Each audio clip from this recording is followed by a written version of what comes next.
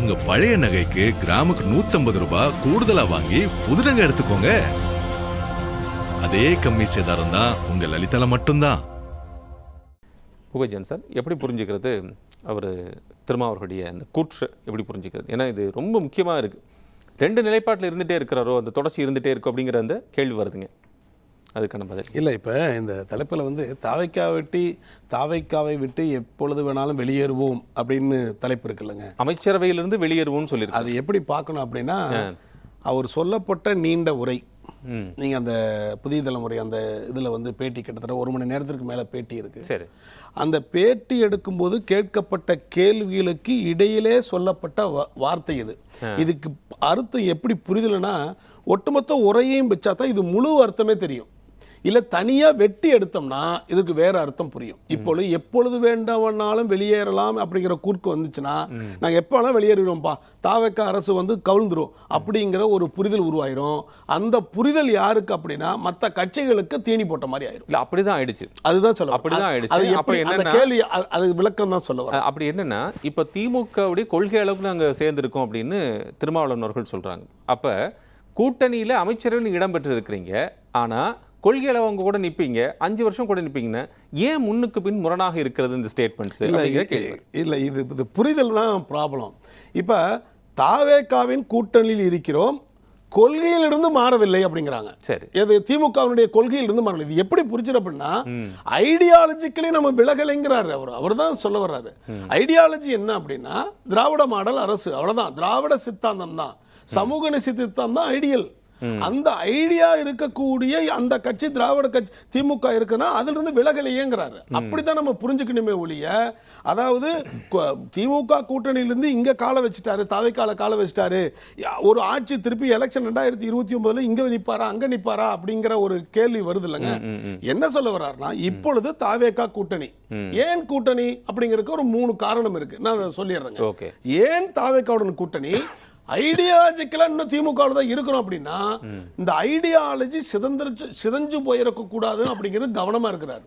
என்ன அவருடைய கவனம்? அந்த பேட்டியில, முழு பேட்டியில பாத்தீங்கன்னா ஒரு கவலையை சொல்லிட்டு போறாரு. என்ன அப்படின்னா, நாங்க தாவேக்கா கூட்டணி, தாவேக்கால நாங்க இருக்கிறோம். இப்ப தாவேக்கா எதை எதிர்த்து அரசியல் பண்ணும் அப்படிங்கிற எனக்கு ஒரு கவலையா இருக்கு. யாரு தாவேக்காவுக்கு எதிர்நிலைப்பாடு இருப்பாங்க? யாரு எதிர்த்து அரசியல் பண்ணும்? ஏன்னா இந்த தமிழகத்துல வந்து கிட்டத்தட்ட 50 வருட காலமாக ஒரு திராவிட சித்தாந்த அரசியல், ஒரு சமூக நீதி அரசியல், ஒரு மொழி அரசியல், தமிழ்நாடு என்கிற மொழி அரசியல், தமிழ் என்ற அரசியல், திராவிட சித்தாந்தம், சமூக நீதி எல்லாம் இருக்கக்கூடியது வேற எந்த மாநிலத்திலும் இல்லாம தமிழகத்தில் இருக்கு. இது சிதைஞ்சு போவதற்கு வாய்ப்பு இருக்கிறது. ஏன்னா ஊடுருவு மற்ற கருத்துக்கள், பிஜேபி என்று இருக்கக்கூடிய ஒரே நாடு ஒரே மொழி ஒரே கலாச்சாரம் என்கிற கருத்தியல் வருவதற்கு வாய்ப்பு இருக்கு. ஏன்னா அது போன்ற சூழ்நிலைகள் உருவாயிட்டு இருக்கு. ஏன்னா அதிமுக என்பது திராவிட கட்சிங்கிறத வந்து இப்போ உடஞ்சு போயிட்டு இருக்குது. திமுகவும் வந்து மற்ற கட்சிகளாம் விலகி விட்டதுனால அது பலவீனம் அடைந்து விட்டது என்கிற தோற்றம் உருவாகுது. அப்போ இந்த தாவேக்கா அதனுடைய கூட்டணி எதை எதிர்த்து அரசியல் பண்ணும், அது எனக்கு ஒரு கவலையா இருக்குன்னு சொல்லி முடிக்கிறார். ஒண்ணு.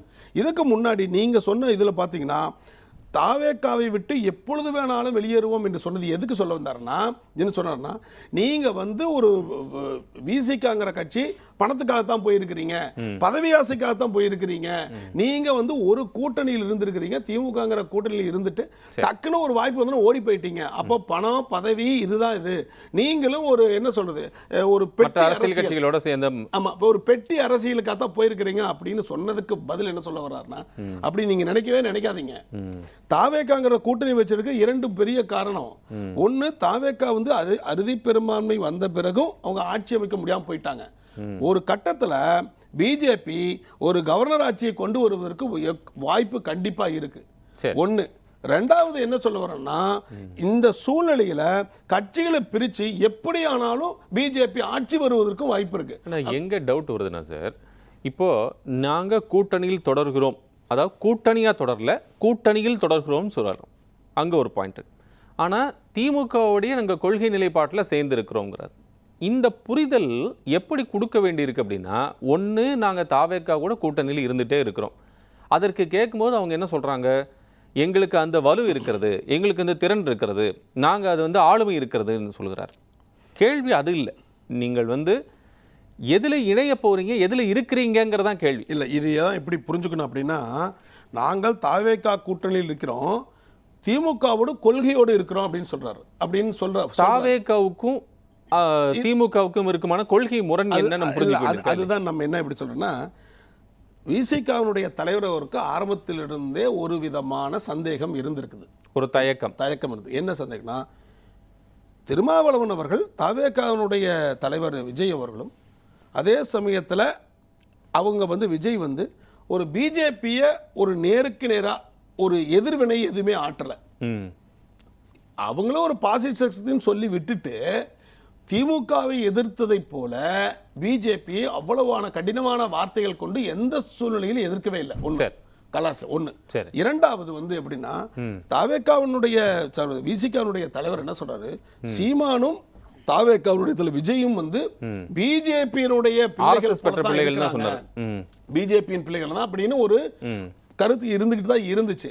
அது எப்போ உடையதுன்னா, இவர் ஒரு அறுதி பெரும்பான்மை வரலினாலும் கூட வந்த பிறகு 108 சீட்டு வந்த பிறகு ஏன் அதிமுக இருக்கக்கூடிய கட்சிகளை அவர் உள்ள இழுத்துருக்கலாம். அதிமுகவை டைரக்டா போயிட்டு நீங்க எனக்கு சப்போர்ட்டுக்கு வாங்க அப்படின்னு இழுத்துருக்கலாம். அப்படியெல்லாம் பண்ணாம திமுகவினுடைய தீய சக்தி என்று சொன்ன திமுகவினுடைய இணை சக்திகளுக்கு தான் என்னோட வெளிப்படையா ஆதரவு கடிதம். அப்படின்னா நாங்க தாவேக கூட்டணியில தொடர்கிறோம் அப்படிங்கிற ஒரு டிஸ்க்ளோஷர் கொடுத்தலாமே சார். இல்ல, அதுதான் என்ன சொல்ல வர்றாரு. அப்புறம் ஏன் நாங்க திமுகலையும் கொள்கை அளவு நான் என்ன கேட்கிறேன், கொள்கை அளவுல தாவேகாவுக்கும் திமுகவுக்குமான வித்தியாசம் என்ன? இல்ல, அதாவது என்ன எப்படி அப்படின்னா, நீங்க பிஜேபியோட இருக்காங்க, ஆர்எஸ்எஸ் கூட அவங்க இருக்காங்க, அந்த சித்தாந்தத்தை பேசல அப்படின்னு நான் புரிஞ்சுக்கிட்டேன் அப்படின்னு சொல்லக்கூடிய அந்த நம்பிக்கை வந்துருச்சுன்னு திரும்ப அவர்கள் சொல்கிறார்கள். அப்படி என்றால் நீங்க சொல்லிடலாம்ல, நாங்க இந்த கூட்டணியில் தொடர்கிறோம் என்று. இல்ல, அதுதான் என்ன சொல்ல வர்றாருங்க, அவர் எப்பவும் பேலன்ஸ்டா இருக்க பார்க்கிறார்.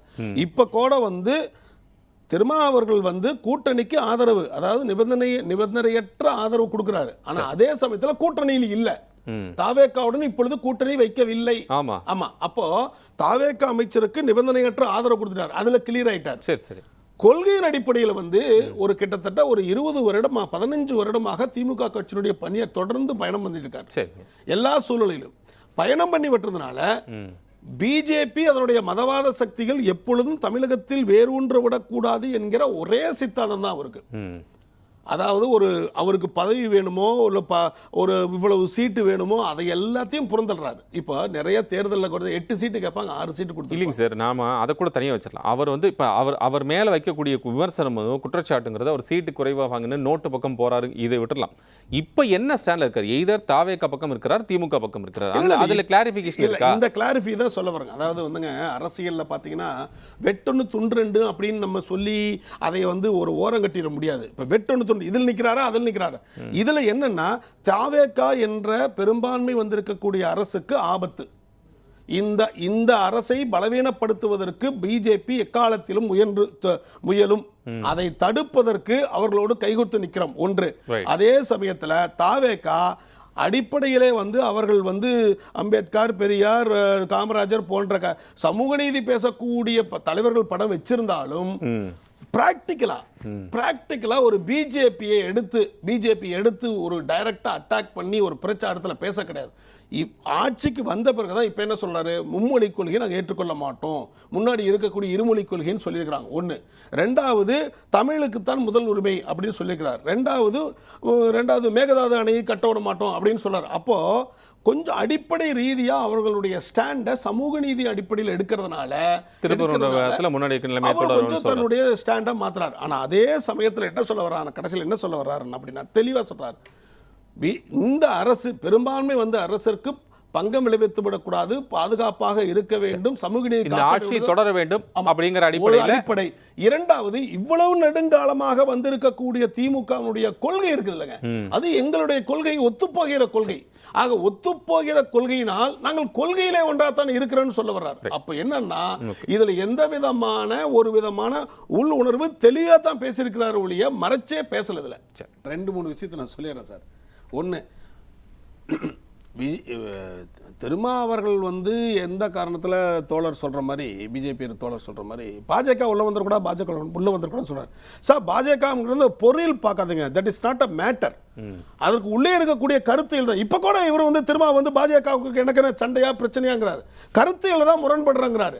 இதுங்க எல்லாம் பொறுவா பார்க்கும்போது கட்சி என்கிற பாஜக என்கிற ஒரு மேட்டரை பத்தி பேசுங்க, அது கிடையாது. அவன் வச்சிருக்கக்கூடிய சித்தாந்தம் தான் உள்ள வந்துடக்கூடாது. அதை தான் நம்ம திருப்பி சொல்றோம். அது ஒரு பாயிண்ட் சொல்லி வந்த வியூவர்ஸ்க்கு. இப்ப வடிவேல் கேட்டார் இல்லைங்களா, எங்க நீங்க முரண்பட்டது எங்க தெளிவு வந்துச்சுங்கிற கேள்வி. நம்ம எதுக்காக உள்ளே வந்தார், இப்ப என்ன நிலைமைங்கிற தெளிவா சார். தாவேகாங்கிற அரசு வந்து கிட்டத்தட்ட 108 இடங்களை பெரும்பான்மை வந்துருச்சு. அது மக்கள் மேண்டேட், அவங்க தான் வரணும், ஆட்சி அமைக்கணும், அது மக்களுடைய விருப்பம், ரைட்டு. இந்த சூழ்நிலையில ஒருவேளை அவருக்கு பெரும்பான்மை கிடைக்கவில்லை என்றால் கண்டிப்பாக கவர்னர் ஆட்சி வருவதற்கு எல்லா விதமான சந்தர்ப்ப வாட்சிகளும் இருக்குது. சரிங்களா? இதை தடுப்பதற்கு கண்டிப்பாக மக்களினுடைய மேண்டேட்டை பாதுகாப்பதற்கு அவசரமாக நம்ம என்ன பண்றோம், தீய சக்தி என்று சொல்லப்பட்ட நீங்க விமர்சித்த கூட்டணியிலிருந்து சமூக நீதி பேசக்கூடிய நாங்கள் உங்களுக்கு ஆதரவு விடுறோம். இதுல செஞ்சாங்க சார். ஒண்ணு. ரெண்டாவது, நீங்க கேட்கக்கூடிய அப்படி நீங்க சொல்லிட்டீங்க, ஒரே அடியா நீங்க தாவேக்காவுடைய கூட்டணின்னு சொல்லிட்டு போயிட்டே இருக்க வேண்டியது, எல்லா பிரச்சனைக்கும் சால்வ் ஆயிடுச்சுமே. அவர் என்ன சொல்ல வர்றாரு, நீங்க ஆட்சி அமைப்பதற்கு ஆதரவு அளிச்சிட்டோம், 5 வருஷம் உங்களுடைய ஆட்சி நடக்கும், அதை உறுதியை அளிக்கிறோம், அதையும் சொல்லி முடிச்சுட்டு ஐடியாலஜிக்கலா என்ன சொல்ல வர்றாரு, நாங்க இன்னும் கூட்டணியே அமைக்கல, உங்களுக்கு நாங்க எங்களுடைய ரைட்ஸ் இருக்கு, நீங்க வந்து இந்த சூழ்நிலையில சமூக நீதி எதிராக நீங்க ஏதாவது ஒரு குறுக்க திரும்பினாலோ பிரச்சனை பண்ணினாலோ நாங்க வருவதற்கு வாய்ப்பு இருக்கு, அதுக்கு எங்களுக்கு ரைட்ஸ் இருக்குங்கிறாரு. அதுதான் சொல்ல வர, பின்னாடி வாங்குறாரு. அப்புறம் அதையும் சொல்லிட்டு இன்னொன்னு சொல்றாரு, நாங்கள் கிட்டத்தட்ட ஒரு 20 ஆண்டு கால பயணம், திமுகவோட பயணம், அவங்க சமூக நீதி இந்த மாதிரி கருத்துக்களை ஒன்றி வந்திருக்கிறோம், புரிஞ்சிருச்சுங்களா? அப்போ கொள்கை ரீதியாக நம்ம அங்கதான் இருக்கிறோம் வெளிப்படுத்துறாரு. இதுல எந்த விதமான குழப்பமும் இல்ல. ஒரு கருத்து நான் சொல்றேன் சார், திருமாவனுடைய புகழ் பாடுவதற்கோ இல்ல கருத்தியல் ரீதியாக தான் நாங்க வந்து விவாதம் பண்றோம். இதுல ஒண்ணு பார்க்கணும் சார், திமுக இவங்க வந்து தாவேக்காக்கு ஆதரவு கொடுத்துட்டாங்க, 5 வருடம் ஆட்சி நடக்கும் அப்படின்னு சொல்லிட்டு இடதுசாரிகளும்